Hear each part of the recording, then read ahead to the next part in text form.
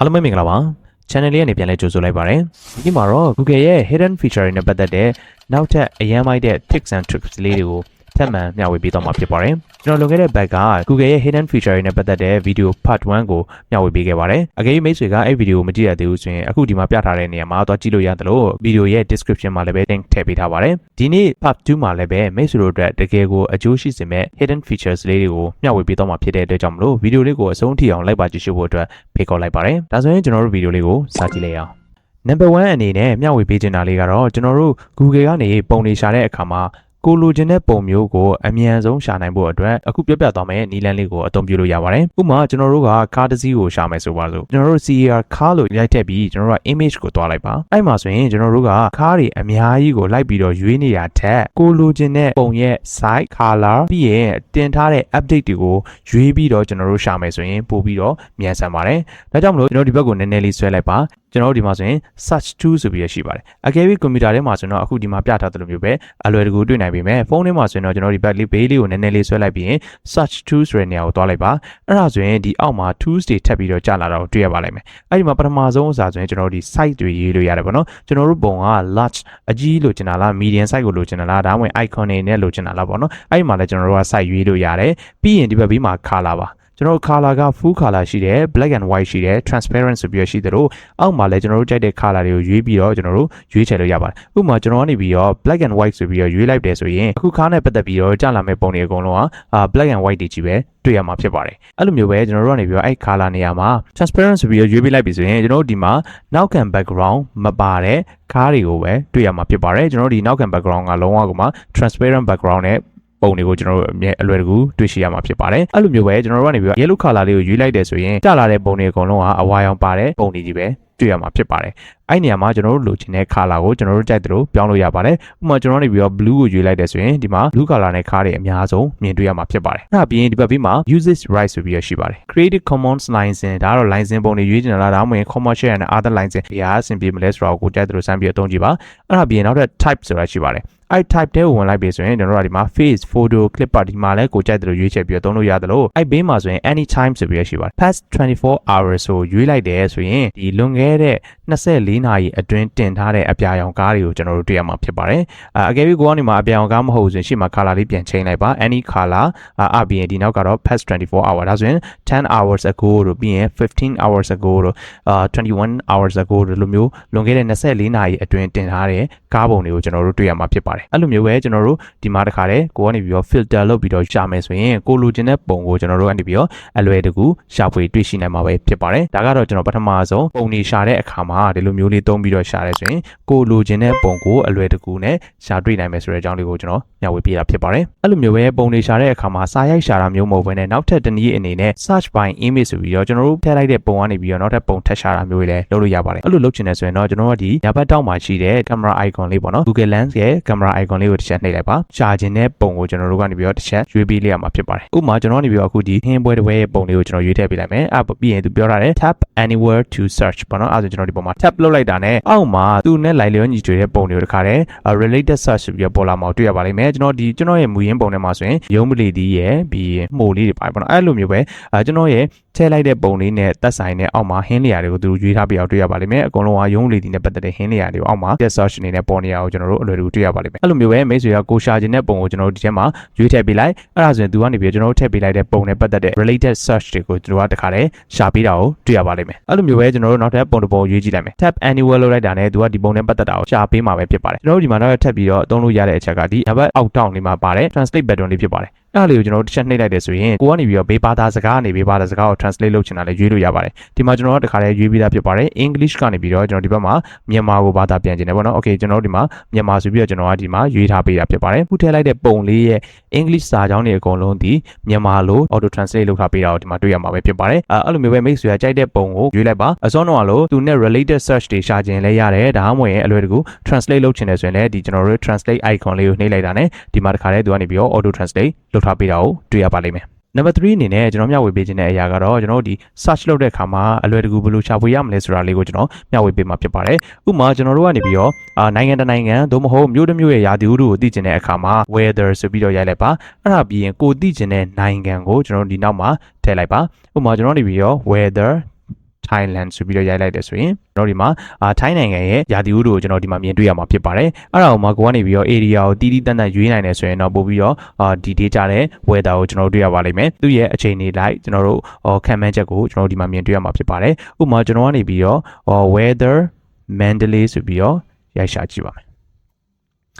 ်ဒါဆိုရင်ကျွန်တော်တို့ Manly ရဲ့ရာသီဥတုအခြေအနေကိုကျွန်တော်တို့တွေ့ရမှာဖြစ်ပါတယ်ဒီအောက်မှာဆိုရင်နာရီရဲ့ live အပူချိန်တွေပေါ်ပြထားတာရှိတယ်ကျွန်တော်ဒီမှာဆိုရင်ဒီ live weather focus ကိုတစ်ခါလေးပေါ်ပြထားတာတွေ့ရပါလိမ့်မယ်ဒီလိုနည်းနဲ့လည်းကျွန်တော်တို့အလွယ်တကူရှာလို့ရပါတယ်ဒီလိုမျိုးပဲကျွန်တော်တို့ကနေပြီးတော့စကားလုံးတစ်လုံးရဲ့အတန်အတွက်ကိုသိချင်တဲ့အခါမှာရှေ့ကနေပြီးတော့ PRONOUNCE pronounce ဆိုပြီးတော့ရိုက်လိုက်ပါပြီးရင်ကိုသိချင်တဲ့စကားလုံးကိုကျွန်တော်ရိုက်ထည့်လိုက်ပါဒီမှာဆိုရင်ကျွန်တော်နေပြီးတော့ LANGUAGE ဆိုတဲ့စကားလုံးရဲ့အတန်အတွက်ကိုသိချင်တယ်အဲ့ဒါဆိုရင်ကျွန်တော်နေပြီးတော့ရှေ့ကနေ pronounce နောက်ကနေ LANGUAGE လို့ရိုက်ထည့်ပေးလိုက်တယ်ဒါဆိုရင်ဒီအောက်မှာ pronunciation လေးတစ်ခါတည်းပေါ်လာတာကိုတွေ့ရပါလိမ့်မယ် speaker ပုံစံလေးကိုကျွန်တော်တို့တစ်ချက်နေကြည့်လိုက်ပါ language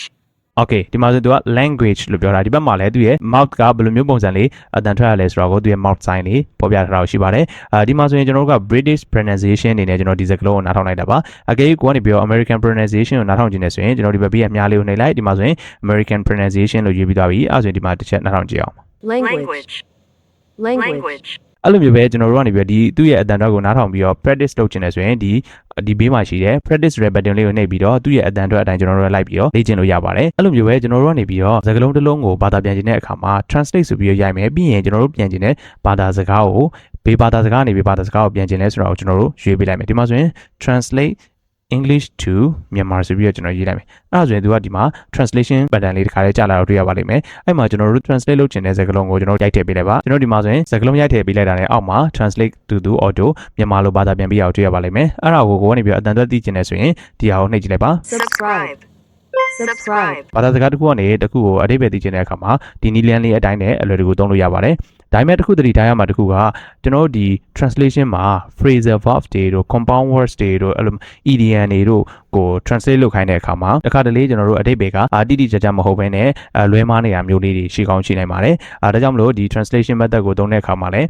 လုံးဝအမှန်တင်ပြီး copy ယူတာတဲ့ကိုယ်တိုင်ပြန်လည်စမ်းစစ်ပြီးမှအသုံးချဖို့အတွက်အကြံပြုပါတယ်Okay ဒါဆိုရင်ကျွန်တော်တို့ number 3 tip ကိုသွားကြည့်အောင် number 3 tip အနေနဲ့ကတော့ကျွန်တော်တို့သင်ချာနဲ့ပတ်သက်တဲ့အခါမှာကျွန်တော်တို့ဒီ Google search ကိုဘယ်လိုမျိုးသုံးလို့ရတာလဲဆိုတော့ကိုကျွန်တော်မျှဝေပေးမှာဖြစ်ပါတယ်ဥပမာကျွန်တော်ကနေပြီးတော့ဒီ search မှာ200/4လို့ရိုက်ထည့်လိုက်ပါမယ်အဲ့ဒါပြီးရင် search ကိုနှိပ်လိုက်ပါမယ်ဒါဆိုရင်တော့ answer က50ဆိုပြီးရတခါတည်း auto ကျလာတာကိုတွေ့ရပါလိမ့်မယ်ဒီအလဲကောင်မှာကျွန်တော်ရိုက်လိုက်တဲ့ slash ဆိုတဲ့သင်္ကေတလေးဒီ division ကိုပေါ်ညွှန်းပါတယ်ကျွန်တော်အစားဆိုတဲ့အဓိပ္ပာယ်ပါနောက်ထပ်တစ်ခုအနေနဲ့500ပြီးရင် star နောက်ကနေပြီးတော့25လို့ရိုက်လိုက်ပါမယ်ဒါဆိုရင်တော့12500ဆိုပြီးတော့ answer ထွက်လာတာကိုတွေ့ရလိမ့်မယ်ဒီမှာ star ဆိုတဲ့အရာလေးဒီကျွန်တော်တို့ multiplication ပါအမြောက်ဆိုတဲ့သင်္ကေတကိုစောင့်ပါတယ်ဆိုတော့ဒီလိုမျိုးနဲ့လည်းကျွန်တော်တို့ကကဏ္ဍတစ်ခုကိုပေါင်းနှုတ်မြောက်စားအဲ့လိုမျိုးလုပ်ချင်တဲ့အခါမှာ Google မှာဒီလိုမျိုး number လေးတွေရိုက်ထည့်လိုက်တာနဲ့အလွယ်တကူ answer တွေကိုကျွန်တော်တို့တွေ့ရပါလိမ့်မယ်အဲ့ဒါပြီးရင်ကျွန်တော်တို့နောက်ထပ်အနေနဲ့ဒီအောက်မှာ number calculator အနေနဲ့သုံးလို့ရတယ်ဒီဘက်ပြီး fx ကိုနှိပ်လိုက်တယ်ဆိုရင် scientific calculator အနေနဲ့လည်းကျွန်တော်တို့အသုံးချလို့ရမှာဖြစ်ပါတယ်ဒါကတော့သင်ချာနဲ့ပတ်သက်တဲ့အရာတွေကိုကျွန်တော်တို့ကအလွယ်တကူတွက်ချင်တယ်ဆိုရင် calculator application တွေတော့ဝင်နေစရာမလိုတော့ဘဲနဲ့ဒီ Google မှာတခါတည်းတွက်လိုက်လို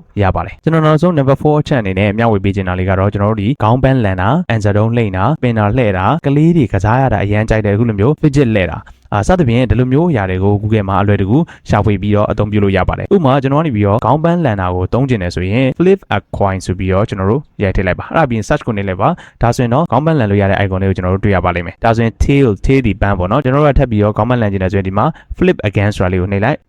်ဒါဆိုရင်တော့ခေါင်းနဲ့ပန်းကိုကျွန်တော်တို့ဒီမှာ flip လုပ်ပြီးတော့ခေါင်းပန်းလန်လို့ရပါတယ်အဲ့လိုမျိုးပဲကျွန်တော်တို့ကနေပြီးတော့ answer တုံးလှည့်ခြင်းတယ် answer တုံးလှည့်ခြင်းတယ်ဆိုရင်ကျွန်တော်တို့ကဒီမှာ roll a die ဆိုပြီးတော့ရိုက်လိုက်ပါကျွန်တော်တို့ဒီအောက်မှာ answer တုံးပုံစံတွေကျွန်တော်တို့ရွေးလို့ရတာရှိပါတယ်ဥပမာပထမဆုံးသူပြထားရတဲ့ 4 face ရှိရပေါ့နော်အပြင်နောက်တစ်ခုကကျတော့6ခုရှိတယ်ပြီးရင်ဒီမှာရှင်းမျက်နှာရှိတဲ့ဥစ္စာရှိတယ်ပြီးရင်ဒီဘက်မှာ10ရှိတယ်12 20အဲ့လိုမျိုးပဲကျွန်တော်တို့ကဒီမှာအတိုး short တွေကိုဒီဘက်က plus icon လေးတွေ minus icon လေးတွေနဲ့ကျွန်တော်တို့အတိုး short လောက်သွားလို့ရပါတယ်လှည့်ခြင်းတယ်ဆိုရင်ဒီမှာ roll ဆိုတာလေးကိုကျွန်တော်နှိပ်လိုက်ပါဒါဆိုရင်တော့ဒီ၄ခုလုံးပြိုင်တူတွေ့ရပါလိမ့်မယ်ဘလို့ကျွန်တော်ရဲ့ answer တုံးကိုဒီပေါ်လေးကိုတစ်ချက်ထောက်လိုက်တာနဲ့သူကသူပျောက်သွားပါလိမ့်မယ်ဒီမှာ6မျက်နှာပါတဲ့ answer တုံးလေးတစ်တုံးပဲကြံနေခဲ့ပါမယ်ပေါ့နော်အဲ့လေးကိုကျွန်တော် roll လုပ်ချင်တယ်ဆိုဒီအောက်မှာ roll ဆိုတာလေးကိုနှိပ်လိုက်ပါ okay ဒါဆိုရင်3အဲ့ဒါပြီးရင်ကျွန်တော်တို့နောက်ထပ်တစ်ခုအနေနဲ့ spin လှည့်ခြင်းတယ်ဆိုရင်ကျွန်တော်တို့က SPINNER spinner ဆိုပြီးတော့ရိုက်ထားလိုက်ပါ spinner လို့ရိုက်ရှာလိုက်ပြီဆိုရင်ကျွန်တော်တို့ကဒီလိုမျိုး spin လှည့်လို့ရတဲ့ wheel လေးကြာလာတာကိုတွေ့ရပါလိမ့်မယ်ကျွန်တော်တို့ဒီမှာဆိုရင်ဒီ number 1 to number 6တိအောင်သူက auto ပါထားရပါတော့အဲ့ဒါဆိုရင်ကျွန်တော်တို့လှည့်ကြည့်ခြင်းတယ်ဆိုရင် spin ဆိုတာကိုလှည့်တယ်ပါ ဒါဆိုရင်တော့သူကနေပြီးတော့ random number တွေကို pick up လုပ်ပေးပါလိမ့်မယ်အဲ့လိုမျိုးပဲကျွန်တော်တို့ကဒီမှာကဏ္ဍက6ခုပဲရှိတယ်အဲ့ကဏ္ဍ6ခုကိုမလိုချင်သေးဘူးကဏ္ဍတွေထပ်တိုးချင်တယ်ထပ်လျှော့ချင်တယ်ဆိုရင်ဒီဘက်မှာ full size ဆိုတာလေးရဲ့ဘေးကမြားလေးကိုနှိပ်လိုက်ပါအဲ့ဒါပြီးရင်ကျွန်တော်တို့ဒီမှာ number 2ကနေစပြီးတော့အောက်မှာ number 20 ထိအောင်ကျွန်တော်တို့ကြိုက်တဲ့ number ကိုရွေးချယ်ပြီးတော့အသုံးပြုလို့ရပါတယ်ဥပမာကျွန်တော်တို့ number 20ကိုရွေးလိုက်မယ်ဆိုဒီမှာ1ကနေ20ထိအောင်ဒီ spinner ထဲမှာပါနေမှာဖြစ်ပါတယ်အဲ့ဒါကိုကျွန်တော်တို့ကနေပြီးတော့လှည့်ချင်တယ်ဆိုရင် spin ဆိုတာလေးကိုနှိပ်လိုက်ပါဒီလိုမျိုးပဲကျွန်တော်တို့ကနေပြီးတော့ကျွန်တော်တို့ကြိုက်တဲ့ number ကိုရွေးပြီးတော့မဲနိုင်တဲ့အခါလူတွေခွဲတဲ့အခါ number တွေကို pick up လုပ်တဲ့အခါမှာဒီ spinner လေးကိုအလွယ်တကူသုံးလို့ရမှာပဲဖြစ်ပါတယ်နောက်ဆုံးတစ်ခုကတော့ကျွန်တော်တို့ဒီကလေးငယ်တွေစော့ရတဲ့အရန်ကြိုက်တဲ့ fidget ဆိုတဲ့ feature လေးဖြစ်ပါတယ် number ဆိုတဲ့နေရာလေးကနေပြီးတော့ icon လေးကိုကျွန်တော်တို့ဒီဘက်ဘေးကိုရွှေ့လိုက်တယ်ဆိုရင်ဒီအောက်မှာတခါလေ fidget လေးပေါ်လာတာကိုတွေ့ရပါလိမ့်မယ်အဲ့ဒါလေးကိုကလေးစော့တယ်လို့ပေါ့နော်လက်ကလေးနဲ့လှည့်ပြီးတော့စော့လို့ရပါတယ်Okay ရက်ချင်တယ်ဆိုရင်သူ့ပေါ်ချက်ထောက်လိုက်ပြင်လှည့်ချင်တယ်ဆိုရင်သူ့ပြန်လှည့်လိုက်Okay ဒီလိုမျိုးနဲ့လည်းကျွန်တော်တို့ fidget ကိုအသုံးပြုလို့ရပါတယ်ဒါတွေကတော့ကျွန်တော်ဒီနေ့မိတ်ဆွေတို့ကိုမျှဝေပေးခြင်းနဲ့Google ရဲ့ hidden feature တွေပဲဖြစ်ပါတယ်နောက်ထပ်လည်း Google ရဲ့စိတ်ဝင်စားစရာ